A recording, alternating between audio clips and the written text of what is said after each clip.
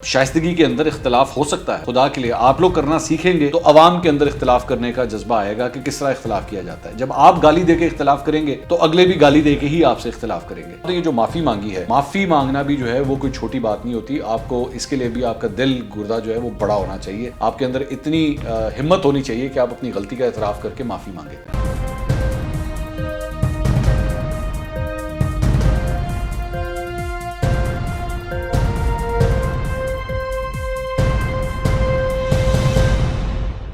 अस्सलाम वालेकुम नाज़रीन, मैं हूं मंसूर अली खान। अपने YouTube चैनल पर आपको खुशामदीद कहूँगा। सबसे पहले आपसे दरख्वास्त के चैनल को सब्सक्राइब करना मत भूलिएगा और बेल आइकन ज़रूर प्रेस कीजिएगा। नाज़रीन, आज से चंद दिन पहले जब हल्का NA 133 के इलेक्शंस के लिए कैंपेनिंग हो रही थी और पाकिस्तान पीपल्स पार्टी और नून लीग, आप जानते हैं, उन्हीं के दरमियान ये मुकाबला चल रहा था और बाद में तो नून लीग जो है वो ये इलेक्शन जीत गई थी। लेकिन उस इलेक्शन कैंपेन के दौरान तलाल चौधरी साहब, जो मुस्लिम लीग नून के सीनियर रहनुमा हैं, उन्होंने बड़ी बेहुदा किस्म की लैंग्वेज जो है वो यूज़ की थी बिलावल भुट्टो के हवाले से। उन्होंने एग्जैक्टली क्या कहा था, मैं सिर्फ इसलिए आपको ये सुनाना चाह रहा हूँ ताकि आपको रेफरेंस के तौर पे पता हो। जो लोग पहली दफ़ा ये वीलॉग देख रहे हैं, वैसे तो मैं इस पर पहले एक वीलॉग कर चुका हूँ, लेकिन जो लोग ये वीलॉग पहली दफ़ा देख रहे थे वो उनके रेफरेंस के लिए ज़रा देखिएगा उन्होंने क्या फरमाया था। जरदारी साहब, ये कराची और सिंध नहीं है, वो असी तेरे नोट बत्ती बढ़ा के बिलावल च दे देने ये किसे गलत फहमी में ना रहना।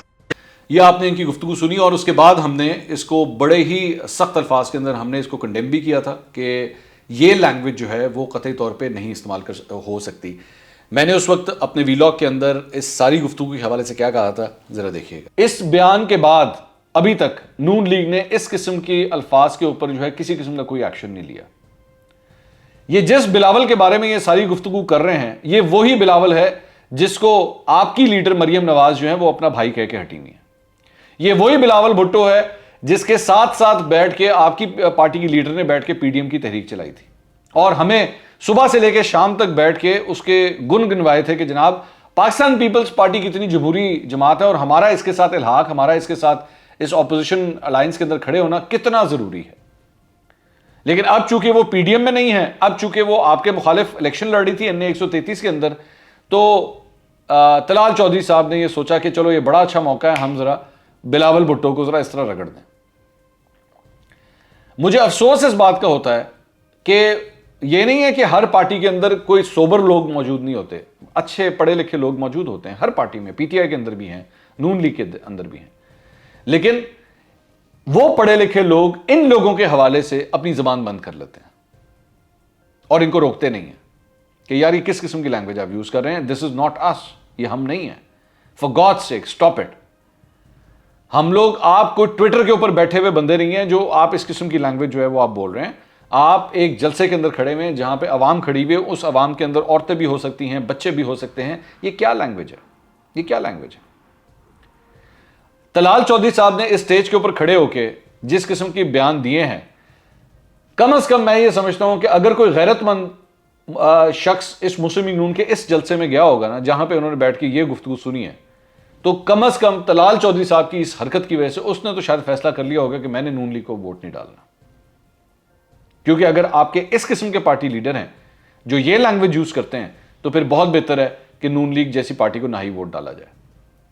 तो वो कुछ हमेशा हमारी मतलब सियासी जमातों में और हमारे मुआशरे के अंदर भी चंद ऐसे लोग होते हैं जो एक्चुअली आपके लिए बायसे इज्जत बनने के बजाय बायसे प्रॉब्लम बन जाते हैं। तो तलाल चौधरी साहब ने भी ये जिस किस्म की लैंग्वेज यूज की है, और इसका मैं हैरान इस बात से ये हूं कि शहबाज शरीफ को ये, अच्छा दूसरी बात, एक और इंपॉर्टेंट बात, ये जो तलाल चौधरी साहब है ना, ये मरियम नवाज साहिबा का जो मीडिया सेल होता था, जिसको वो लोग नहीं एक्सेप्ट कर रहे कि जी ये हमारा कोई मीडिया सेल था, और था मीडिया सेल इनका, मुस्लिम लीग नून के दौर में इनका मीडिया सेल था, ये उस मीडिया सेल का भी हिस्सा थे। तलाल चौधरी, दानियाल अजीज, मरियम औरंगजेब, ये लोग सब लोग जो थे उस मीडिया सेल का हिस्सा थे। अब तलाल चौधरी साहब जो हैं वो उस तरह एक्टिव नहीं है जिस तरह एक ज़माने में हुआ करते थे। मतलब इनकी प्रेजेंस पार्टी के अंदर जो है, पार्टी मीटिंग्स के अंदर, पार्टी के सेंट्रल डिसीजन मेकिंग मामलात के अंदर अब वो नहीं रही जो पहले थी। लेकिन अब जाहिर बात है, चूंकि अब इलेक्शंस करीब आते जा रहे हैं, मतलब 2023 के अंदर कितना ही टाइम रह गया, तो इस किस्म के लोग अब दोबारा एक्टिव होंगे। अभी और बहुत से लोग आप देखेंगे कि दोबारा एक्टिव होंगे, लेकिन गालबन सिर्फ अपने आप को नोटिस करवाने की खातिर कि हाँ जी हम पार्टी के अंदर मौजूद हैं, सानू भुलना जाना, इस वजह से भी इस किस्म के बयानात जो है वो दे दिए जाते हैं, लेकिन विदाउट थिंकिंग कि आपके इस किस्म के बयानात की वजह से एक्चुअली आप बायसे इज्जत नहीं बल्कि बायसे शर्म बन जाते हैं एक पार्टी के लिए। तो मेरे ख्याल में शायद इससे कम अल्फाज में मैं तलाल चौधरी साहब के इन बयानात को मैं इस पर कॉमेंट नहीं कर सकता था, जिस किस्म के बयानात उन्होंने दिए हैं। ये सारी गुफ्तगू आपने सुनी जो मैंने तलाल चौधरी साहब के हवाले से कही थी कि उनको इस तरह की हरकत नहीं करनी चाहिए थी। अच्छा, फिर उसके बाद मुझे मेरे सोर्सेज से बात पता लगी कि तलाल चौधरी साहब को जो मुस्लिम लीग नून की लीडरशिप थी उन्होंने भी बड़ा कंडेम किया, बल्कि कई टॉक शोज़ के अंदर, हमारे अपने टॉक शो के अंदर जो है अताउल्लाह तारड़ साहब आए हुए थे पिछले दिनों, गालबन ये पीर का दिन था, हाँ जी, पिछला पीर जो गुजरा उस पर आए हुए थे और मैंने उनसे ये सवाल किया था कि जी ये किस किस्म की लैंग्वेज है, आप लोगों ने क्या इतने साल की जद्दोजहद के बाद, आपकी पार्टी की जद्दोजहद के बाद ये इस किस्म की लैंग्वेज आप प्रमोट करते हैं, तो ये तो कभी किसी दौर भी काबिल कबूल नहीं है। तो उन्होंने भी कंडेम किया था, उन्होंने अपनी पार्टी के ही साथी रहनुमा के हवाले से ये कहा था कि जी ये कतई तौर पे दुरुस्त नहीं है। तो आज इन्होंने तलाल चौधरी साहब ने रात को तकरीबन कोई 12:15 बजे इन्होंने ये ट्वीट किया और इस ट्वीट के अंदर इन्होंने कहा कि NA 133 लाहौर के एक जलसे में पीपल्स पार्टी की आला क़यादत के बारे में मेरी जवाबी तकरीर के दौरान कुछ अल्फाज गैर सियासी और नामुनासिब थे। अपने ज़मीर की आवाज़ पर गलती का इतराफ़ है, अपने मुतनाज़ा अल्फाज वापस लेता हूँ और दिल आज़ारी के लिए माज़रत खा हूँ। सियासत में शाइस्तगी और इखलाकी इक़दार का फ़रोग़ लाजिम है। अब तलाल चौधरी साहब ने ये जो माफ़ी मांगी है, मैंने जितने सख्त अल्फाज के अंदर उस वक्त इनको कंडेम्ड किया था, मेरा ख्याल में मैं यहाँ पे ये ज़रूर कहूँगा कि तलाल चौधरी साहब ने भी एक एग्ज़ाम्पल सेट की है ये माफ़ी मांग के, क्योंकि माफ़ी मांगना भी जो है वो कोई छोटी बात नहीं होती। आपको इसके लिए भी आपका दिल गुर्दा जो है वो बड़ा होना चाहिए, आपके अंदर इतनी हिम्मत होनी चाहिए कि आप अपनी गलती का एतराफ़ करके माफ़ी मांगे। तो तलाल चौधरी साहब की इस माफ़ी के हवाले से मैं ये ज़रूर कहूँगा कि उन्होंने बहुत अच्छा कदम उठाया और मेरा ख्याल में उन्होंने एक मैच्योरिटी का कदम उठाया है और अपनी गलतियों से इंसान सीखता भी है। वो ये भी देखता है कि आइंदा इस किस्म की बेहुदा लैंग्वेज जो है वो ना यूज़ की जाए। शाइस्तगी के अंदर इख्तलाफ हो सकता है, खुदा के लिए आप लोग करना सीखेंगे तो अवाम के अंदर इख्तलाफ करने का जज्बा आएगा कि किस तरह इख्तलाफ किया जाता है। जब आप गाली दे के इख्तलाफ करेंगे तो अगले भी गाली दे के ही आपसे इख्तलाफ करेंगे। तो मुझे खुशी हुई इस बात की कि तलाल चौधरी साहब को इस बात का एहसास हुआ और उन्होंने बिलाखिर इस सिलसिले में माफ़ी मांगी।